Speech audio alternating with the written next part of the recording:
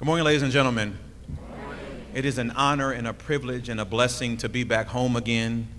25 years ago, I left FAMU's campus, and it's good to be back. I am also honored and I'm privileged to President Marva Johnson, the Board of Trustees, and to every person who played a role in today's convocation. Today, I want to have a conversation with dreamers, a conversation to those who others think are weird, don't understand what you're talking about, they think that you just space out. To those who believe beyond what they currently see. To those who may be the first generation in their family to even pursue higher academia, and you see beyond what's currently in front of you. I want to talk to the dreamers who walk around seeing beyond the steps that they're taking because they believe there is something beyond their current situation. This morning I've come to speak to you because, like you, I was and still am that dreamer. I'm the first in my family to go to college. I'm the first one to leave home and believe that there was something greater beyond my mother's front steps.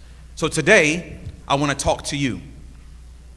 It was August 28th, 1963, on the steps of the Lincoln Memorial in Washington, D.C., during the massive March on Washington for Jobs and Freedom, that Martin Luther King Jr. stood and gave the speech that we know as I Have a Dream. It was in that closing of the speech that he said, and when we allow freedom to ring, when we let it ring from every city and every hamlet, from every state and every city, we will be able to speed up that day when all of God's children, black men and white men, Jews and Gentiles, Protestants and Catholics, will be able to join hands and sing in the words that old Negro spiritual. Free at last, great God Almighty, free at last. It's in those words, dreamers, that I've come to tell you, look out. Look out for what? Look out because amongst you are other dreamers who are like you. They see beyond their current situation. For some of you, people may not believe that you can actually do what you're trying to do, but I've come to tell you, look out, because in front of you is opportunity. In front of you is access. In front of you are relationships. When you meet a rattler, that rattler is obligated to help you excel. Look out, because on some steps, on a porch, and wherever you may go, there is someone who needs you to look out because your success paves a way for them to go forth.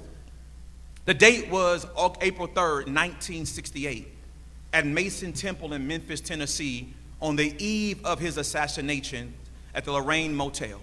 That Martin Luther King Jr. stood to give a speech that today we know is I've Been to the Mountaintop, to address a crowded gathering where he was there to encourage them and support them who were striking sanitation workers and who were fighting for better wages and conditions.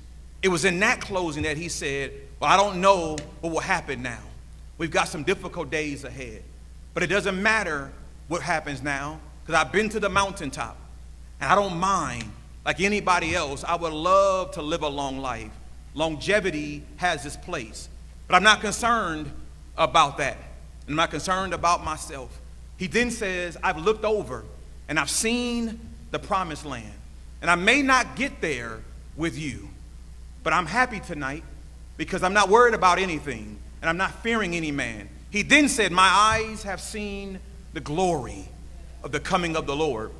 To every dreamer in here, after you look out, look up. There's a great cloud of witnesses that are cheering you on. A great cloud of witnesses that are letting you know, keep going. Keep pursuing, keep pressing, because somebody before you bore the scars, endured the pain that you may have a chance to sit here today. Don't take for granted the fact that there is somebody out there who would love to have your seat. Keep pressing forward. And those nights when you are weary and you're exhausted and you want to give up because that professor doesn't understand, your parents don't understand, life doesn't understand, look up. Because there is somebody over the balcony of glory that's celebrating you and telling you, I got you. The date is unknown, but it's an unusually foggy day. And tomorrow we're preparing to run in a state competition in the 200. She had never trained in foggy weather like this. Her teammates was worried. The coaches was worried. She was worried. And her father in the stands noticed that my baby down there looked very scared. She was projected to be the winner, but the conditions were uncertain. The father looked over to his wife and whispered in her ear. The wife gave a disturbing look as she looked at her husband. He stood up, went down the bleacher stands, and found him a spot at the gate nearest to the finish line. The race takes off, and we all assume Amara, who should be in the front, found herself fading in the back because the fog was too much to breathe through and press through. In her mind, she kept saying, just stay close to third place, because if I get that close, maybe I can finish with the last kick around that last 100. And so Amara stayed close, and she was running, tears in her eyes, because her dream was fading away. She turned that last 100, and all of a sudden, she heard this voice from a crowd saying, keep going, baby. You got this. She kept running. The fog wasn't letting up. Conditions were bad, but she can hear someone saying, keep going, baby. You got this. She kept running. The fog didn't let up. The breathing was hard. Conditions were worse, but she kept running. And as she kept running, she kept hearing, keep going, baby. You got this. When she finally got to the finish line, Amara's hands went up because she went from third place to first place. Amara had won that race. At the end of the race, she got interviewed by the local press, and they said, how did you do it? The fog was bad, conditions was bad, and you was losing. And Amara, pressing through her breath, said, I just ran to my daddy's voice. This morning, I want to say to you, after you look out, after you look up, then listen up.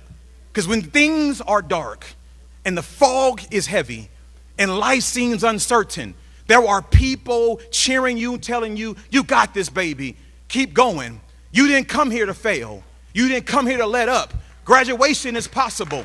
Life is possible. You're not weird. You're a dreamer. You're not crazy. You're a dreamer. You believe in the possibility that there is something out there. That the king fought for that which he didn't see the full manifestation in earth.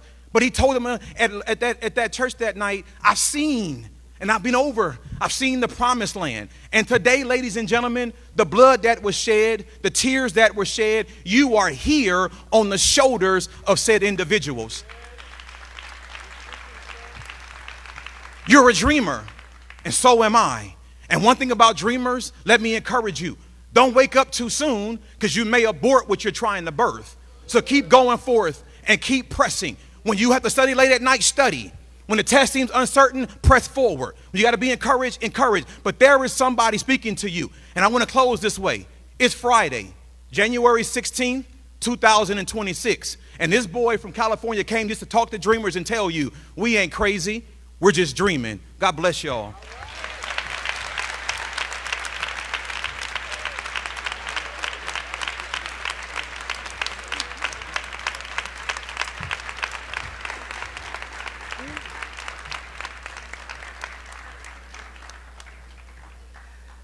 I don't know if you all are thinking the same thing I'm thinking, but I think he wants to do a commencement speech here. If you would please join me again at the podium. We want to thank you for your very kind and powerful words today. I know this message will encourage not just our students, but our family here. And I just want to thank you and say congratulations for your success and for coming home to share the message with us. Thank you. Thank you. Thank you very much.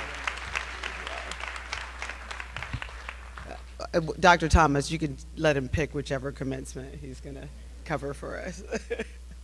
Before we close, I would like to acknowledge